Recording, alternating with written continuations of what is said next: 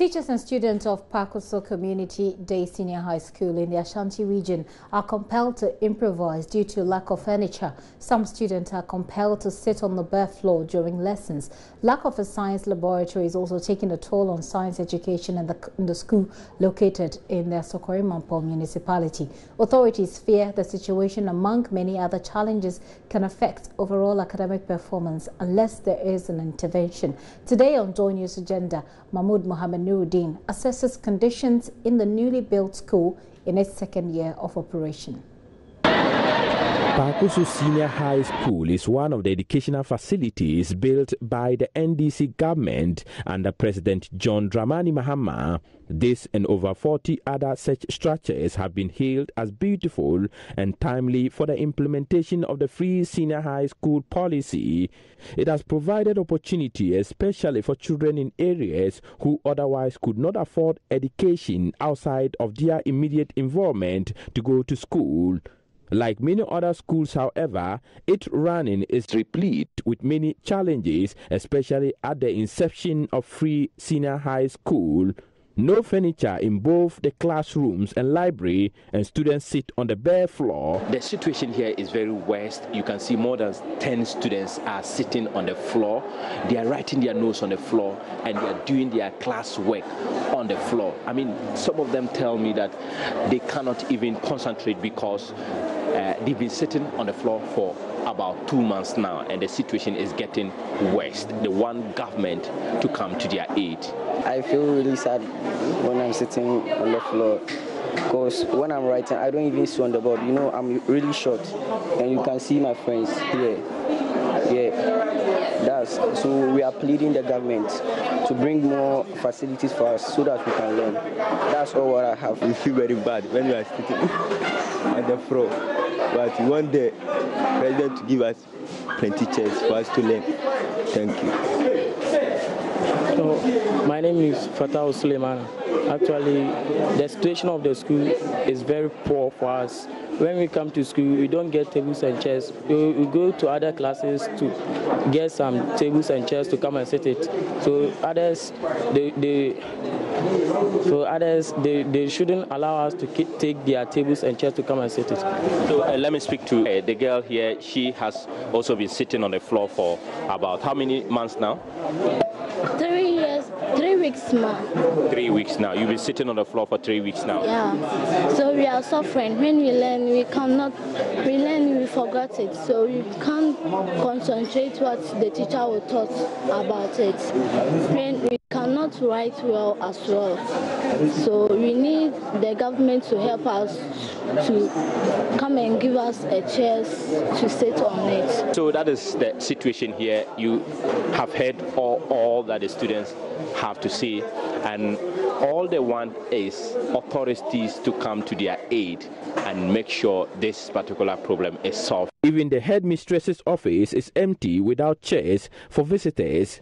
A lot of books for the library, but sadly, students have no place to sit and make use of the facility. They are compelled to share chairs in twos and even threes. I doesn't feel well because even now we cannot write. I'm not feeling well. Why? Because we don't have plenty chairs and table.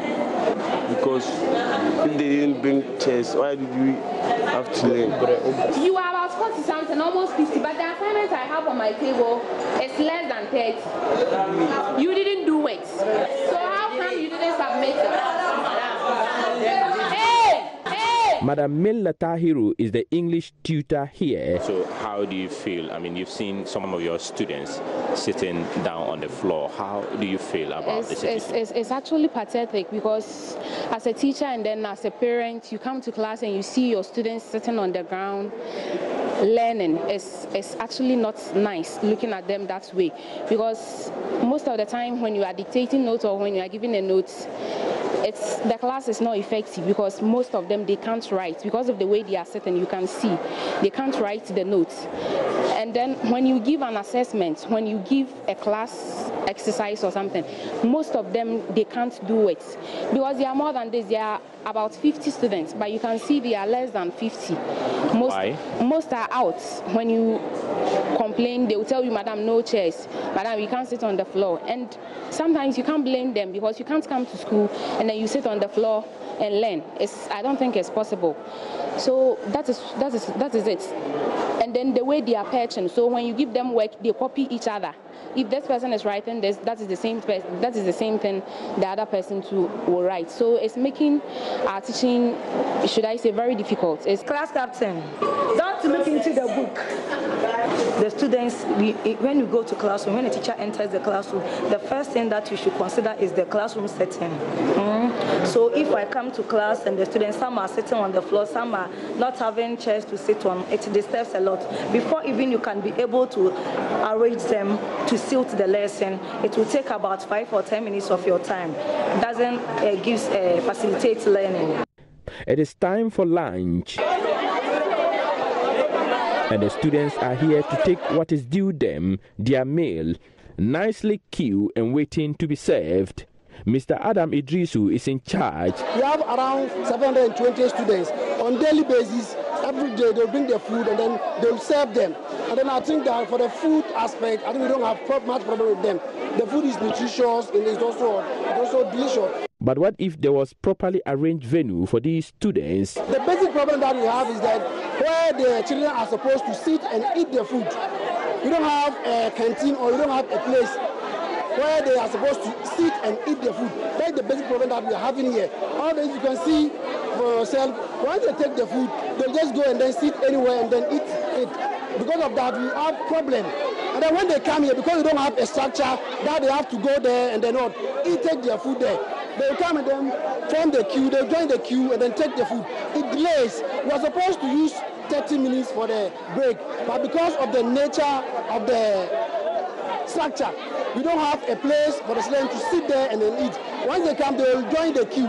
It can take them 50 minutes to 1 hour.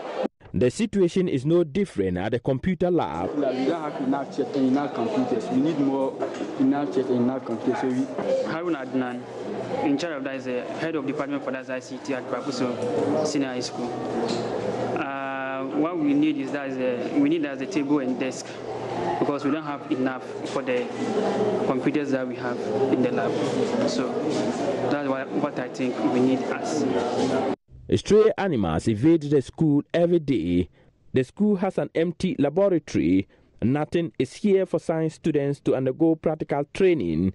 Madam Alice Opoku Aje is the headmistress of the school. We have science laboratories, about 4 of them, and they are not complete, so we can't use them. So it's a challenge for us. They haven't complete at all. No equipment for the science, no tools. And then the home economics too, we have started the home economics, but they also don't have their equipment to teach, and it's affecting their studies. Common room and the facilities, without that, they find it difficult to mark their exercises, to find a place to even read more. Even though the library is there, they can't go there because the library too, we don't have furniture now. Since the Form 1 came, some of the problems include the furniture. Tables and chairs, we were having 800, but now they are very small for the school. Until help comes to this school and alleviate the challenges, students may have to study this way for much longer. Mahmoud Mohammed Nuruddin reporting.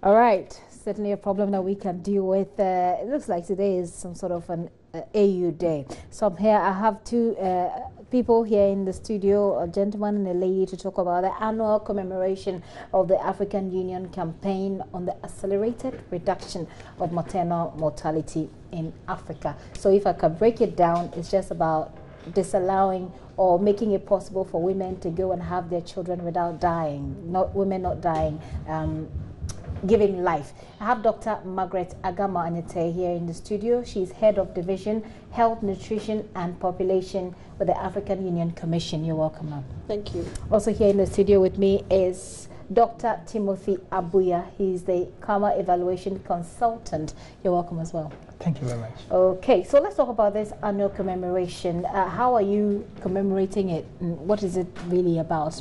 Any of you that's ready to go?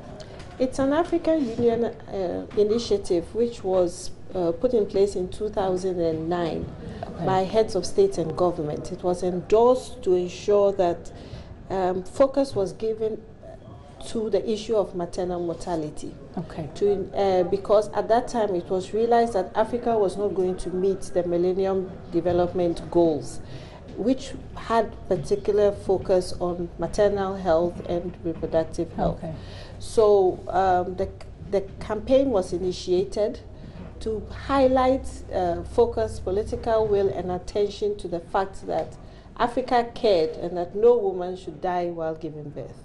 This is certainly a problem it's a big deal. It's a very big problem here in Ghana. I mean, not long ago, I think about 2 or 3 months ago, we did a lot of stories, especially in the central region, where a lot of young people tend to be pregnant before, they're well matured, and so that problem is there as well. Is there a particular target that you're looking to achieve? Do we know the statistics at the moment, and what is the target? It's a campaign-wide initiative. It's an Africa-wide initiative, I should say, and Ghana is not the only country that is being targeted. Indeed, it's all our 55 member states of the African Union Commission. Since the launch in 2009, 47 countries have launched the initiative, Ghana being one of the first 9 countries in 2009. Okay. And if you look at the exact Ghana in particular, progress has been made since the launch of the campaign. What is this progress? Can you take us through that? I mean, generally. Yes, generally across Africa we've seen... No, in Ghana, for example. So we can cross over to Africa. Let's deal with the situation in Ghana. What's the AU Commission's assessment of the progress that we've made in Ghana? We're actually delighted with the progress that has been made in Ghana. There's been increased political attention and commitment to the issues of maternal mortality. We've seen increased budgets, focus. You have the CHIPS compound. You currently have our First Lady, Mrs. Rebecca Akufo-Addo's initiatives on maternal mortality. And so collectively, there is progress that has been made. And this week, it has been evident with the attention that the commemoration has received at the highest political level. Let me bring Dr. Abuya in this. You are the evaluation consultant, so yes, you certainly have some figures to throw around. I can tell you for the last decade or so, there has been some reduction of maternal mortality in many African countries. For real? Generally, there are countries that have remained behind still, especially countries that are having civil strife, Somalia being a case in point. Countries have also made some progress in other indicators, while others they haven't made. Now, I'll give specific examples of what the campaign has done for Africa. For example, there has been increased political will. In countries that the campaign has been launched, we've seen very good evidence of the First Ladies, senior politicians taking toll of their own countries and assessments. In Ghana, for example, when the launch was done, the then First Lady did district-wide launches all over, and commissioned and tasked people at the district level and the administrators to take initiatives to reduce maternal mortality. Okay. There may be some challenges still, but I think we're making some good progress. I think there are serious challenges. I've personally done a story somewhere in the Volta region where a lady had to give birth in a bathroom, and the midwife was the chief of the town. He has no formal sort of training, but he just knows how to, deliver. So it's certainly a big problem. May I find out what the plan is going forward? I mean, you've commemorated this campaign here, and has it ended? It seems so, 13 to 16 November? What happened is that the heads of state mandated that we should commemorate the initiative week-long in a member state. Okay. So that is what we've done in Ghana this year. So it's ended? We can't say it's ended. Okay. It's an ongoing campaign. It's an ongoing campaign. And this one was special because we did it at the time where we are evaluating the entire continental campaign to see how well countries have done, what the challenges are, and how we should move forward in the light of the fact that the AU has put forward its aspirations for the next 50 years in Agenda 2063, and we now have the Global Sustainable Goals.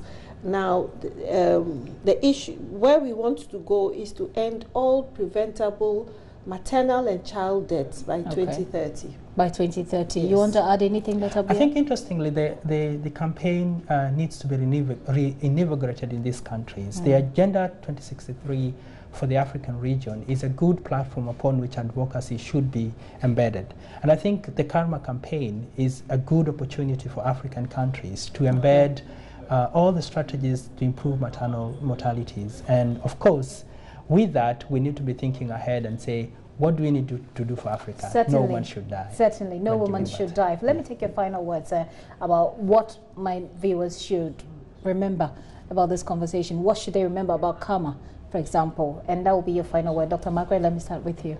Africa cares no woman should die while giving life.